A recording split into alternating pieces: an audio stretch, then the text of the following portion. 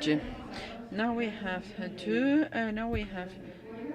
two friends from our school, Christopher Painter and Belisario Contreras. Christopher Painter, he has been the first cyber diplomat during the Obama administration in the United States, and he has also led many participation spaces and cybersecurity and cybercrime, and now he works in international fora. And Belisario Contreras is a good friend of us.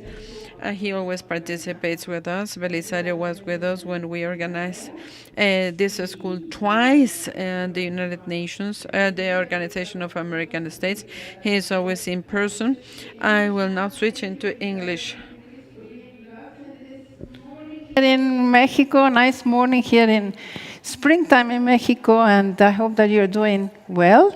Thank you for joining us. We have the students here from Mexico and from all the Americas, and also, as you know, now we have become hybrid, and we have fellows from other regions in the world visiting us online and following our program. So thank you very much for your time and for joining us.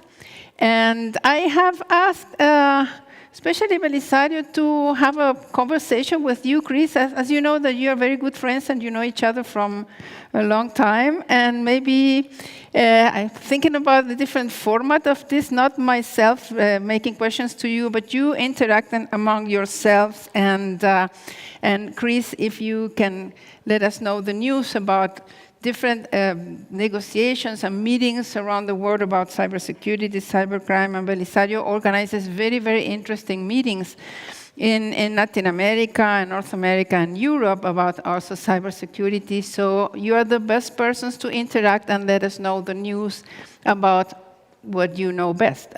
Welcome to our program. Thank you, Olga. Gracias, Olga. And hi, Chris. Un saludo a todos y a todas las personas en México. Salute everyone in Mexico. It is a shame we cannot be with you in person. Yes, a good friend, colleague who had the pleasure to know and work with several years. I want to say it's not only the first ever diplomat in the United States, but also in the world. Yes, right, in Chris? the world. Because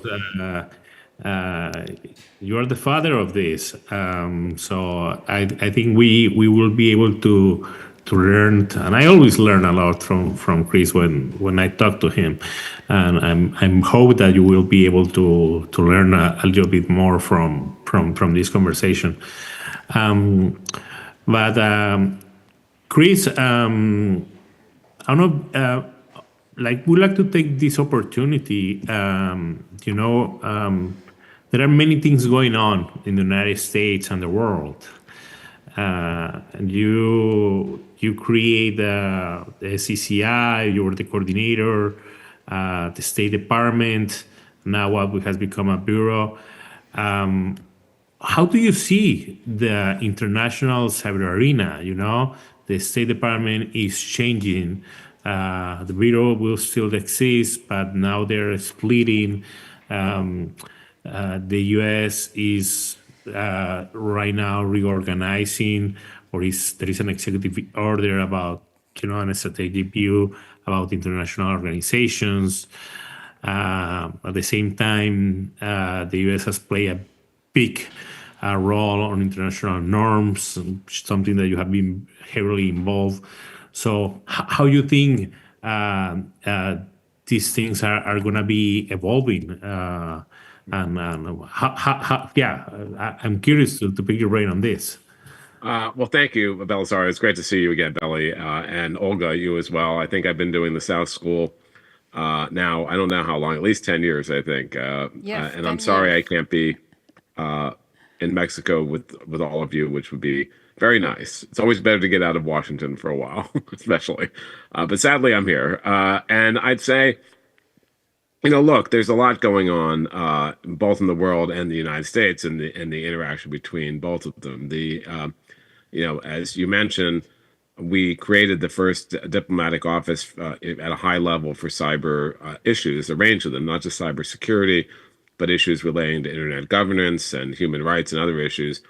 back now more than 10 years ago in 2011 at the State Department. And since then, I think about 40 or maybe 45 countries, and it's growing all the time, have established similar offices in their foreign ministry. And one of the important aspects of that, you know, was to combine these issues so that you had a higher level discussion. Often, I'm sure it's true for many of the countries in the audience. Some of the countries in the audience have indeed established, many countries in South America and Latin America more generally have created such offices, Chile, Argentina, Mexico, and others. And the idea really is to bring these various issues together and to give them a higher profile, because often cyber issues have been dealt with, or traditionally, by ministries of defense or ministries of interior or ministries of, communications, where there's a very important diplomatic and really policy aspect to this, especially when you're talking about state-on-state conflict, but really across the board. You need that diplomatic aspect. Now, there is quite a bit of activity around the world, quite a bit of stress on the system. I mean, the good thing is that cyber diplomacy is now a cottage industry. Like I said, many countries have these things. There's discussions between bilateral, all of government discussions between countries. There's multilateral discussions. There's a lot of activity in the regions, particularly in the Organization for American States. There's quite a bunch of interest, but also in the Organization for Security and Cooperation in Europe, in ASEAN, and other places around the world, and that's really important. There's a lot of discussion in the UN about diplomatic aspects in what's called the First Committee of the UN, where something called the Open-Ended Working Group on Cybersecurity has been working. Second one of those, and they're in their fifth year now, their final year, and the meeting is going to be in July, and no one knows it's going to happen. I'm happy to go into more detail about that because it could be a train wreck or it could be good, but it's hard to tell. But what do you foresee? Like the world is changing. Like the U.S., of course, is having a very America First agenda, and we have Europeans also reshaping like their position, and then we have on the other side Russia and China, of course, with their own stuff. So how does this play for the region? How Latin America should be concerned? What true role they play? We have a lot of progressive like people engaged here on the internet. So, like, what role should we play, or what should we be thinking about it? Well, I think we're in a critical stage right now because we can't think of cyber security or even the diplomatic aspects of cyber in a vacuum. It's not just a silo unto itself. It is part of a larger geopolitical issue, and it should be. It's part of a national security issue. It's part of an economic security issue. And when you have the kind of division you have internationally, which has only gotten worse over time, where the geopolitics at a high level between countries, Russia, China, the U.S., and others have gotten worse. And frankly, when you have, I think, even more strain put on the system by some of the U.S. policies recently around tariffs and other issues that I think strains even traditional alliances, that makes it very difficult to make progress on a policy level in some of these venues like the UN on cyber issues, because as you say, Russia and China and Iran and some others on one side, the U.S. Kind of like-minded group, which includes many countries in Latin America, but also includes Europe, Japan, Australia, etc., are on the other. And I think what's at stake here is how we think about the internet more generally, not just cybersecurity, but that we want a free and open, interoperable system that's governed in a way that many stakeholders can participate, versus a view of a more closed system that censors content and is looking at promoting the state, which is what Russia and China have been trying to advance. Yeah, And I mean, playing out in lots of different ways. And I think that a lot of the countries who sometimes are in the middle have a stake in this, because this is not just an argument. This is not a discussion just for the big countries. This is a discussion for every country, and it's because this is, every country in the world, and every country in this region is betting on a digital economy, digitization. Really, that's where their economic prosperity in the future is coming from. But part of that is cybersecurity. So these discussions are not, not these far off ethereal discussions. They're important to actually making economic progress, and it's important for countries in the region, I think, to really prioritize this and be even more involved than they are, although many are very involved in these discussions. But one example, Belly, is countries were kind of able to come to a conclusion, an agreement on the cybercrime treaty recently, which Russia wanted, but Russia didn't get anything they wanted. Russia wanted a treaty that was really going after content, et cetera. They got a treaty that I think is very close to what the Council of Europe Budapest Convention is, although not exactly. But you were able to reach agreement there. You had in the distant past, now 2015, in what they called the UN Group of Governmental Experts, Russia, China, the US, and other countries agreeing, which is rare, certainly rare these days, but rare then, on things like norms in cyberspace, that there are certain rules of the road for countries. They shouldn't attack critical infrastructure in peacetime. They should not go after the certs, because the certs are like the ambulances or the hospitals on the battlefield on the internet. And people violate that all the time, unfortunately, but we need accountability too, and we don't have that. We can talk about that a little later, but there has been times when agreement is reached, but that's getting very much more difficult, I think, which means that even regional organizations and regional groupings are going to be even more important in the future, I think. Yeah, that and unfortunately, that's what I say. Like, for example, with Ukraine, we have seen that that's still happening, right? Like, there is still violation. And Chris, what do you see like about opportunities? Like we have been discussing about like some of the challenges. Let's put it that way.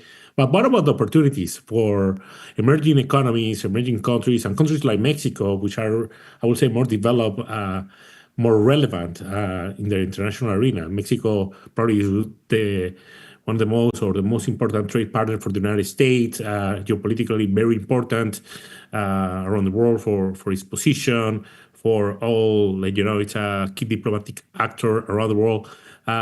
What opportunities do you foresee for Mexico and other countries like Brazil, Colombia, in digital arena, like right now? Well, it's interesting. When I was at the State Department, some of the early dialogues, I talked about these all of government dialogues, where I would bring every part of our government, our Department of Defense, our Department of Homeland Security, our Department of Justice, our Department of Commerce, the range of agencies, and obviously the Department of State. And we meet with other governments. And some of the early ones we did with Mexico and with Brazil and with Colombia. So all the three you mentioned were ones that were, and of course we worked with the OAS a lot too. So I do think there are opportunities now, and Mexico, I think, has really done a lot in this area in the last number of years. Their former cyber ambassador, who was just fabulous, really did a very good job of making that profile in that country, and I think it's an important topic. The silver lining of some of the bad things we've seen, like ransomware, for instance. Ransomware is not good. I mean, ransomware is bad. It's disruptive. It costs millions, tens of hundreds of millions of dollars. It causes business interruption. But the good thing about ransomware is, for years we talked about why cybersecurity should be a priority. And when you get to the political level, people who do cybersecurity for a living, they're like, yeah, it should be a priority. But if you get to the political level, the prime minister, the president's office, or even the minister's office, often they're like, well, it's a priority, but we have 12 other priorities. So, but the thing about some of the threats we've seen, Ukraine, being used in warfare, ransomware, is a lot of countries, what I've seen the last couple of years, it's become, and including the US, it's become a real priority, not just one of many, but one that is truly a priority. So I think there's an opportunity there for Mexico and other countries in the region to show even more leadership, especially as the US is, I won't say stepping back, but they're certainly not devoting the same resources they'd have in the past. And as you said, Belly, there is this uncertainty of what's going to happen to the State Department's bureau, which was a great thing, that combining all these things together, and now they're splitting it apart, which I think is not the most efficient, or they may be splitting it apart. They're still debating this. That's not the most efficient system. So I think there's a real opportunity for countries like Mexico and others to not so much fill the void, but even do more than they have. And we've seen this, one of the, for instance, the Dominican Republic, one of the the regional chairs in the cybercrime convention was their cyber ambassador, Claudio, who is wonderful, and was really good in that role. You had others playing key roles in a lot of these UN and global discussions. And the ransomware task force, or the counter ransomware initiative, was created by Ann Neuberger at the White House a few years ago. Many countries from the region are members and are active members. So I do think, you know, this is, like I said, this is not an issue just for the big countries. Well, Mexico is a big country, but not just the, what we say the P5, like, Yeah. Russia, China, the US. This is important for every country to get involved. And I think Mexico and others can play a role, since they have been doing so much, in helping other countries, and doing things like capacity building, working with other countries to bring them to speed. Brazil, another great example. I mean, I think, these countries can and are and should be regional leaders and play even a bigger role on the global stage. So although everything is terrible in some ways, there are opportunities out there. Yeah, I would say like there are things to be defined. I would like to see. I'm always optimistic, you know. I would say that we're in a period of transition, and I want to be optimistic. And I'm not just a period of transition right here in the United States, but just around the world. Like there are many transitions happening everywhere, and there are many things that probably they're adjusting. And also, Well, I'd say the interest level. I mean, I agree. There's lots of strain on the system, yeah, but the interest level is clearly still there. I mean, I was just at a meeting, at a capacity building meeting, a global conference on cyber capacity building in Vienna, or I'm sorry, in Geneva, and countries from around the world came there. Other stakeholders, civil society, the private sector, and others came together, and really were emphasizing how important that was, particularly for developing economies. I was at the RSA conference just a few weeks ago. yeah. The big, as you were, the big giant 44,000 people this year, I think it was. I know, probably more than 60. I read somewhere, but yeah, probably more, but Yeah, definitely more than 40,000. Just a huge number. I mean, whatever it was the biggest it ever been. And we did we do a thing every year on the first day, just a government thing. We had 35 countries, including many from Latin America, who were there. Yeah, And there was real interest in discussing and collaborating. So I, even as I'm a former prosecutor, so I'm also a glass half empty kind of person as a rule, but I'm optimistic too. I think even with the challenges, people are understanding why this is so important. And one of the interesting things, this was Chatham House rule, so I won't say who said this, one of the things that came up in that RSA meeting was, how do we cooperate in this new geopolitical environment where the U.S. is kind of moving its position on things. Russia's getting more aggressive. China's certainly getting more aggressive. How, what does that mean to everyone? But there was a sense that cybersecurity still is largely not a, political in terms of contentious issue, but one that's important for every economy, and that there is ways for folks to cooperate on those issues, and that's important. Now, I still worry about accountability. We'll get to that in a few minutes, but I do think that there's some hope. no, and well, yeah, and I wanted to talk about that now that you mentioned the RSA, and now that I'm in the private sector. It's like it's amazing the work that we have been able to do the private sector. What do you think it could be like this government private sector relationship, like what else needs to be done? Like what will be your call to action for these Latin American countries? Probably of course the level of engagement in the region in Latin America and other countries and other regions is not the same that in the United States.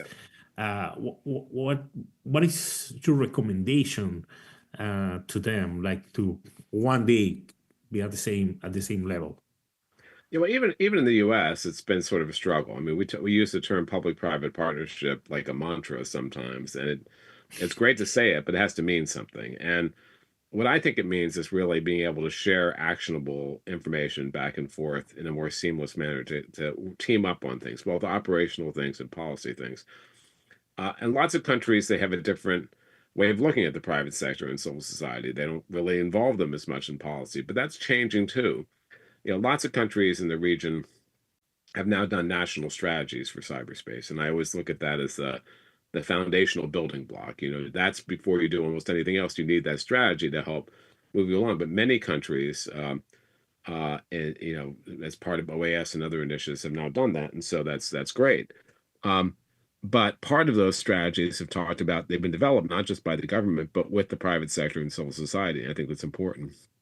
And I think it's really finding the right formula, that where no one's ever going to be completely happy.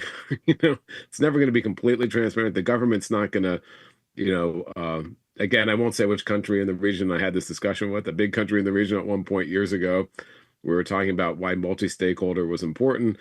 And they said, well, do you mean we have to call the other stakeholders before we react to a cyber attack? And it was like, no, that doesn't mean that. It means you should have a relationship that will help you when that does happen, that you'll build the relationships in the long term, not just episodically.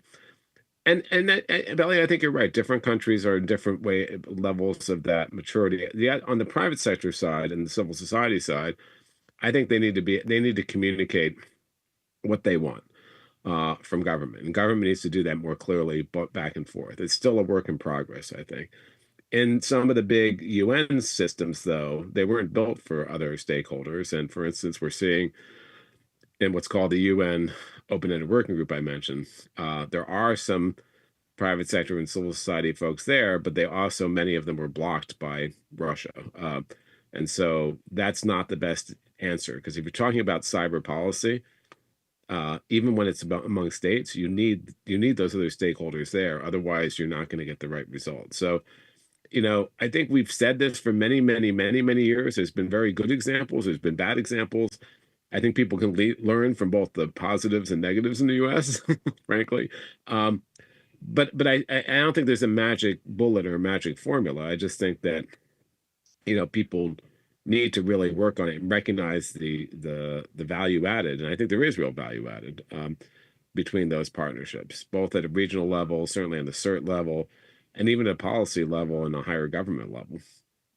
Yeah.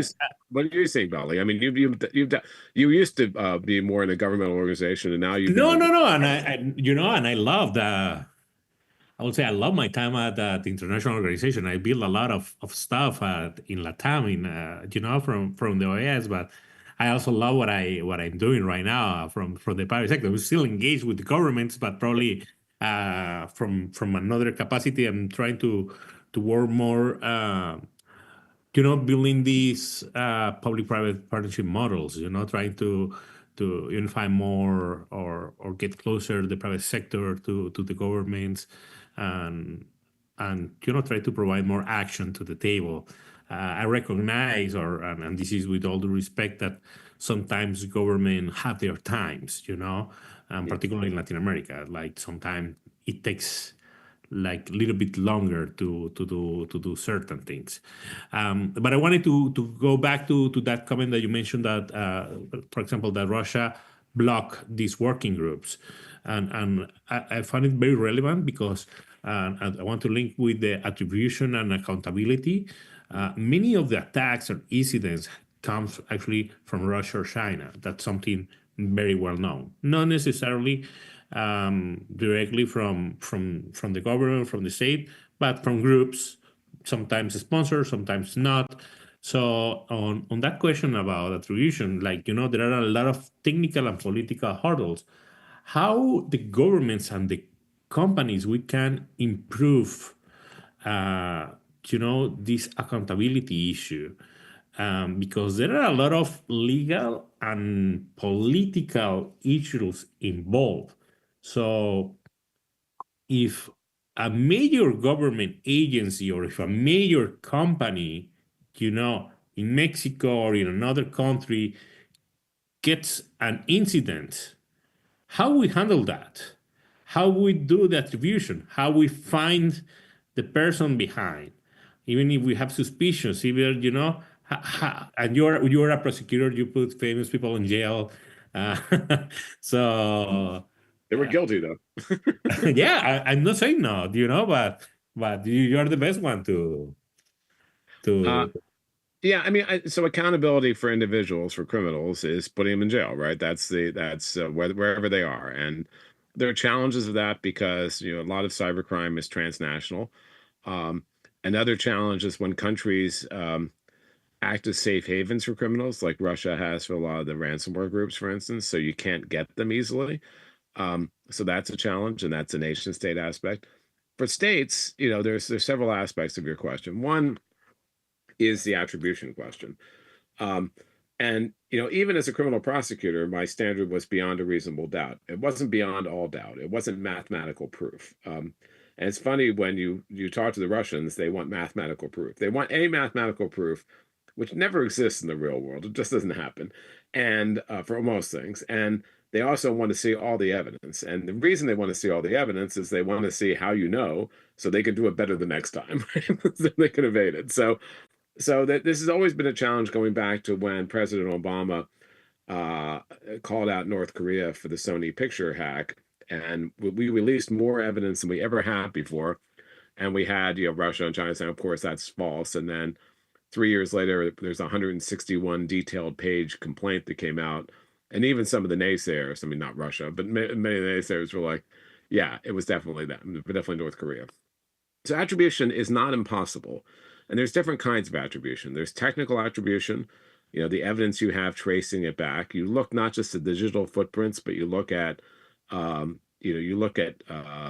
money flows in some cases, especially North Korea as an actor acts not just as a state, but also to get more money for their system. So they have criminal enterprises that are directed by the state. You look at motivation. You look at human intelligence. You look at a whole range of things.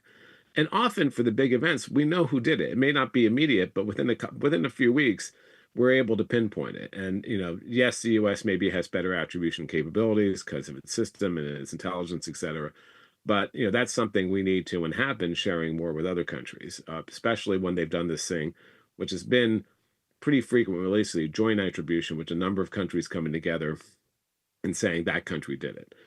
Now that, Belly, is political. So a country's decision to go public and say another country did it, is a political decision. No matter what evidence you have, it's a political decision. You don't want to be wrong. So you want to have high confidence, which we call, high confidence in the evidence of it. But at the end of the day, it's a political decision. And getting other countries to join also takes some time.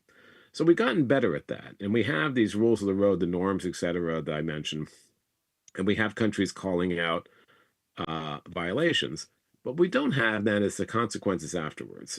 So we've done some. There's been economic sanctions. There's been some other things. But I don't think we've been very good at dissuading, for instance, Russia from doing these attacks in the future. They're still getting more benefit out of it, or China too, than they are the costs that we're imposing on them. So what that I think will take, that's not going to come out of the UN, because the UN, will always be a veto, or it's a consensual system. But we have to find ways of working with countries in different groupings for different intrusions and figuring out what's going to actually move the ball. And it may not, it may be a cyber response, or it may be an economic response, or maybe a diplomatic response, or maybe a completely out of band response. But we have to be better in taking this seriously, because otherwise we'll just see these attacks continue to escalate, as we have. I mean, it's great to have rules of the road. It's great to say don't attack critical infrastructure in peacetime. But if someone does that and there are no consequences, they're just going to do it again. And that all those norms become just words on paper. And quick question about the norms. Do you think will those norms continue to apply to emerging technologies such as AI and now quantum and others, or would it need to be rewritten, or what? What is your perception about that? Yeah, I mean, they do for these things. I mean, they weren't meant to cover some of the unique characteristics of AI. I mean, there's other folks have been looking at some of the ethical aspects of AI. They're looking at the other things. But for AI used in cybersecurity, absolutely. I mean, they're not technology-specific norms. Take the norm of don't attack critical infrastructure, right, that provides services to your public. So if you come after my electrical service using my electrical infrastructure, using a cyber attack that's generated by AI, it doesn't matter if it's AI or not. It doesn't matter the technique. It matters the effect.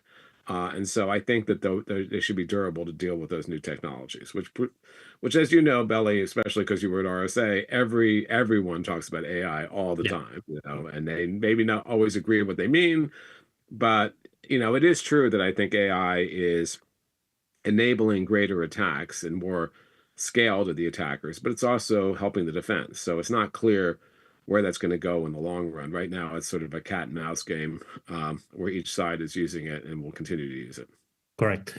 Olga, I don't know if there are questions from the public. Probably we want to open the mic.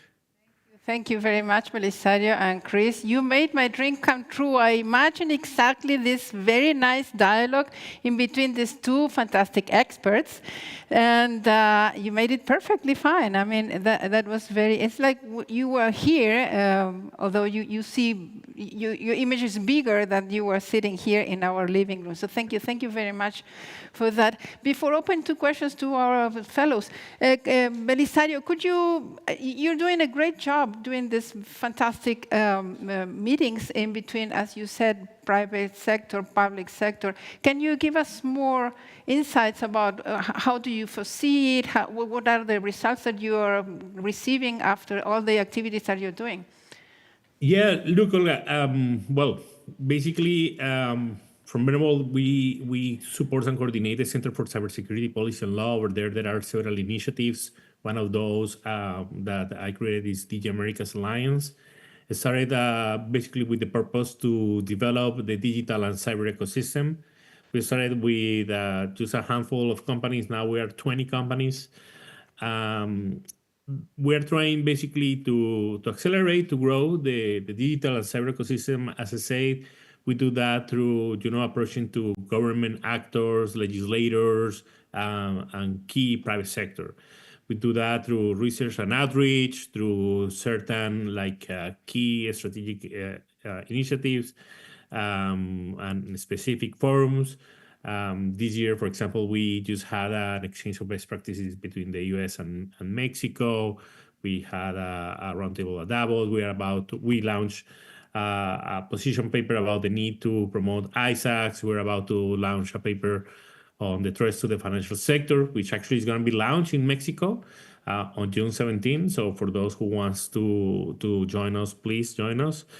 And we always trying to position Latin America and Latin American leaders at the top level among these key stakeholders. So that's what we are trying to do in a kind of elevator pitch. And you do it very well, and I commend you for that. Do we have questions or comments for Belisario and Chris? I have a question. I was impressed by the visit of President Trump to United Emirates. And it seems to be the case that they have installed will install a very important infrastructure there. What does it mean for the Middle East? What's your opinion on that? I haven't read the details about the infrastructure that they plan to install there yet. I didn't have the time to go into deep. I'm not. I mean, I've read a little bit about it, but it's not really clear to me yet. I think it's still evolving. I mean, what I would say about the Middle East is that they've been very active in the last few years in this area. I mean, there was a time I used to lead our what we call the GCC dialogue with a number of Arab states, and at that time, a lot of those countries kept hiring consultants to do cybersecurity strategies and then never really implemented them. But now you have UAE, who's been a leader, a real leader. They're doing a lot of work, and they're very high on the ITU index on cybersecurity in terms of competence. You have Saudi Arabia. You have a number of those countries doing stuff, which I think is important. And I think the wake-up call for them was the Saudi Aramco attack of about 10 years ago, or maybe more than that now, which disrupted a lot of their systems of their critical economic base, and I think that they understand the importance of it. So, and they're also doing some good things in terms of policy. There's a number of just a big conference there last week, GSEC. There's another big conference Saudi Arabia holds. and they have a lot of, I think, ins to Africa as well. So I do think the Middle East is a critically important part. This new infrastructure, though, I would say I need to see how that develops. But Belisario might have more. No, Thank no, you. no. I think you covered it all. Like, and I will say, middle, like those are key allies and partners of the United States, so it's not surprising. Yeah. I was impressed about the infrastructure that they talked about. ¿Alguna pregunta pueden hacerla en español? Yo traduzco. Yes. Y decinos nombre y de dónde. Oscar Hall, Belisario, and Christopher.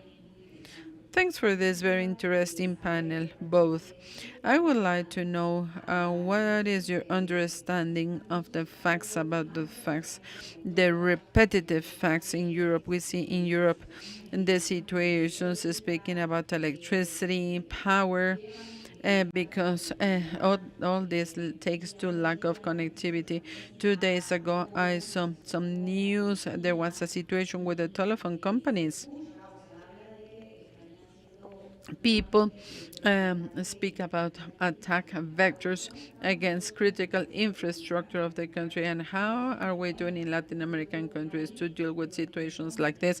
I come from a country with very important critical infrastructure, the Panama Canal, where we also have Panama Canal. We also have cybersecurity, but how is Latin America doing? Is thinking about a big scale attacks against our critical infrastructure. Attacks to critical infrastructures, electrical infrastructure, telephony in Europe, and how does, decime si lo estoy resumiendo bien, and how does No, this... the power outage, yeah, and also and- recently telephone incidents. Yeah, and what's the situation in Latin America about these critical infrastructures, if they are in the same critical situation or not? So I'll start, and I say first that major power outage didn't turn out to be a cyber event, but you never know, right? It could certainly be one. Sometimes, as much as we always think everything is cyber, sometimes it's not.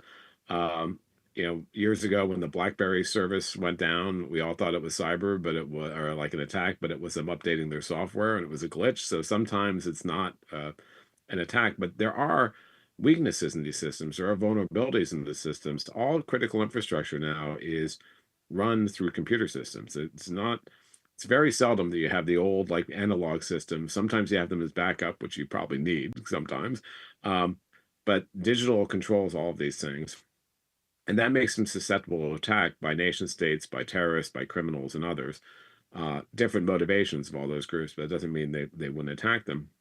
And there is worry, not just in Europe, not just in the US, but certainly in Latin America, that those systems are subject to attack, that are, and they would have huge consequences if that happened. I mean, they would not just be look, if you have what they call a denial of service attack, where you can't reach your website for an hour or two, it's not great, but it's not the end of the world, right? But if someone shuts off the power for like a week, not just for a couple hours, that could be devastating. If someone interrupts the financial system, that could be devastating. And so we have to still be worried about that. We don't see that as much, frankly, because I think countries recognize that if they did that to each other, that would be akin to a physical attack and would involve lots of consequences. Unlike some of these other attacks, there would be consequences for those. But it doesn't mean we have to be really, this is why every country has a stake in having strong cybersecurity policies, having strategies, having certs, having national coordinating ways of doing this, cooperating with other countries. Because we've seen this, look what happened in Costa Rica, look what happened in Albania, where there are major attacks on those systems that really crippled those countries for a while. Yeah, and I would like to add to Greece, like identify who are your partners. Like Latin America is very behind that. Like if you think about like a lot of your telecom depends on Huawei, on China. So who do you want to work or rely on your future telecom networks? You want Chinese companies that if an incident happens, like your law enforcement agencies will not be able to cooperate with, or you want more friendly actors, on the same way, there are a lot of incidents that happen that don't get released to the public media. So we should be concerned. Governments and the private sector need to invest more resources, both financial and human, on cyber issues. We need more adoption, for example, of the NIST cybersecurity framework in our countries. So that way we can raise the level at least of maturity in our institutions, so we can at least be better prepared. I don't want to say that that's going to be something that we're going to solve, but this is something that is happening. Latin America it's fragile. It's very scary right now, the situation for our region. Okay, a big applause for our dear colleagues. Thank you. Thank you very much. This is exactly what I thought about. You could do a very, very nice job. Thank you, Belisario, for the flexibility and accepting my ideas. And saludos from Adrián and Oscar and all the fellows here. Un saludo para Oscar también. No sabía que estaba ahí. Un abrazo para Adrián. Will you be with the Ministry of Defense? We are organizing an open forum in Oslo. Will you be there online or on site? I can invite you in the IGF in Oslo. I don't know when is it, but sure. Okay, I'll invite you. You can do it virtually. Chris already knows about that. Okay, thank you very much. Have a nice rest of the day, and we keep in touch. Thank you. Great. Bye. Good luck to all of you. Ciao. Bye.